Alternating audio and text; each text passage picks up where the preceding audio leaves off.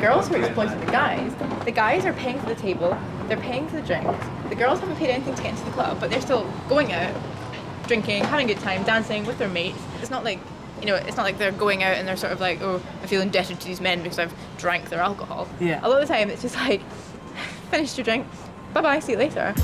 She even talked her way into a top footballer's stag party, but that's where she drew the line. She couldn't believe what some of the girls were doing. I was invited to Stephen Gerrard's stag do. You got invited to Stephen Gerrard's stag do? Not by Brilliant. him. Brilliant, okay. And what we saw there was something I can only describe as unbelievable. We were in this nightclub watching women just throwing themselves upon a guy who's clearly engaged, going to get married, deeply in love because he's going to get married. Yeah. And they're still trying, still desperate to get a footballer, especially a name like Gerrard, which everyone recognises. He was pushing girls away, physically pushing them off of his knee. They were sitting down on his knee, and he was having absolutely none of it. What were they expecting? Were they expecting him to turn around and say, oh well, I'm gonna leave my fiance and I'm gonna get with you? Yeah. Or were they happy just to sit on his knee, sleep with him for one night, get a snog at the end of the night? Make money out of him, maybe kiss and tell. Exactly, sell a story. Maybe Francesca's book was onto something. Tonight, for old time's sake, Morven agreed to demonstrate some of her old techniques. How to charm a 15-quid glass of champers out of a well-heeled stranger. Hey! Hey!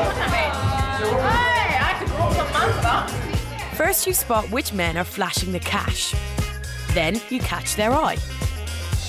We got our champagne because we were walking past and the guy saw Lucy. It was like, hey. He then asked Lucy to give him a lap dance because he got her a glass of champagne. Beware the cost of a glass of champagne. Maybe you have to turn down a private dance. Maybe Morven's right, and that's a price worth paying. She's moved away from London now to start a career and earn regular money. But still, that world has an allure.